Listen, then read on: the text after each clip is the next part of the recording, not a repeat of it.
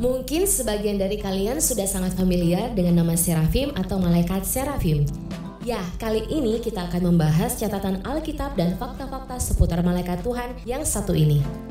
Secara etimologi, serafim berarti berapi-api atau menyala. Dalam konteks nama malaikat ini berarti makhluk yang menyala. Dalam Alkitab terjemahan masa kini, Lembaga Alkitab Indonesia menerjemahkan para serafim ini dengan sebutan makhluk-makhluk yang bernyala seperti api.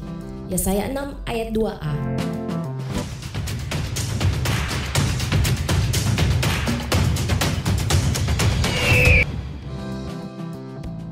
Serafim adalah salah satu jenis malaikat Tuhan yang melayani di hadirat Tuhan dan berdiri di sekitar tahta Allah. Mereka adalah malaikat pengawal dan pesuruh untuk melaksanakan perintah Tuhan. Para serafim ini berada di tingkat kelima dari kasta tingkatan para malaikat Tuhan yang ada di surga. Catatan Alkitab mengenai malaikat serafim ini hanya terdapat dalam kitab Nabi Yesaya dan dideskripsikan sebagai malaikat yang bersayap 6. Nabi Yesaya dalam penglihatannya melihat Tuhan duduk di atas tahtanya yang tinggi dan mulia, dan ujung jubahnya menutupi bait suci, dan para serafim berada berdiri di sekeliling tahta Tuhan itu. Yesaya 6 ayat 1-2. Lalu, apa arti keberadaan malaikat serafim ini dalam penglihatan Nabi Yesaya? Tentang keenam sayap malaikat serafim. Para serafim berdiri di sebelah atasnya, masing-masing mempunyai 6 sayap. 2 sayap dipakai untuk menutupi muka mereka, 2 sayap dipakai untuk menutupi kaki mereka, dan 2 sayap dipakai untuk melayang-layang. Yesaya 6 ayat 2. Sebagai malaikat yang berada di sekitar tahta Tuhan, dapat dikatakan bahwa malaikat serafim ini adalah malaikat Tuhan yang paling kudus. 2 sayap untuk menutupi muka mereka, atau tampak dalam penglihatan Nabi Yesaya, malaikat ini menudungi mukanya yang berarti bentuk penghormatan kepada Allah yang duduk di atas tahta kemuliaannya. 2 sayap untuk menutupi kaki mereka, berarti malaikat serafim ini merendahkan diri di hadapan Tuhan Allah yang duduk di atas tahtanya. Dan terakhir, 2 sayap dipakai untuk melayang-layang dan terbang untuk mendapati Nabi Yesaya, yang berarti malaikat serafim melakukan perintah Tuhan atau siap sedia melakukan perintah Tuhan. Tentang pujian para serafim.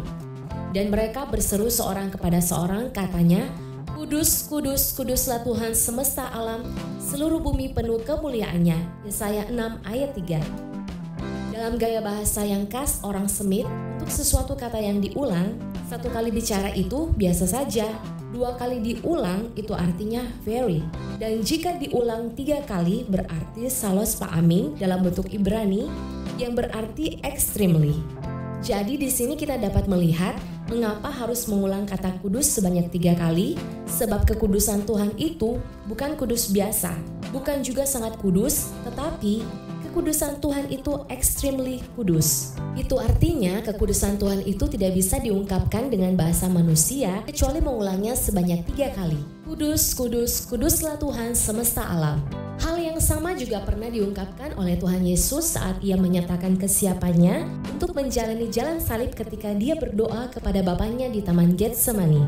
3 kali ia berdoa dengan mengulang doa yang sama untuk taat kepada kehendak Bapa dan minum cawan penderitaannya. Ini menunjukkan tidak ada keraguan Tuhan Yesus dan benar-benar siap untuk menyerahkan dirinya, menderita menebus dosa kita umat manusia. Para serafim ini terbang di sekitar tahta Allah dan menyanyikan pujian sambil memusatkan perhatian kepada keagungan Tuhan dan kemuliaannya.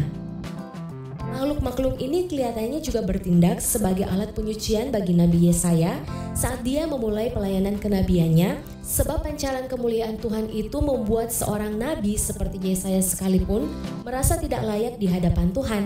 Lalu kataku, celakalah aku binasa, sebab aku ini seorang yang najis bibir dan aku tinggal di tengah-tengah bangsa yang najis bibir. Namun mataku telah melihat Sang Raja, yakni Tuhan semesta alam. Yesaya 6 ayat 5.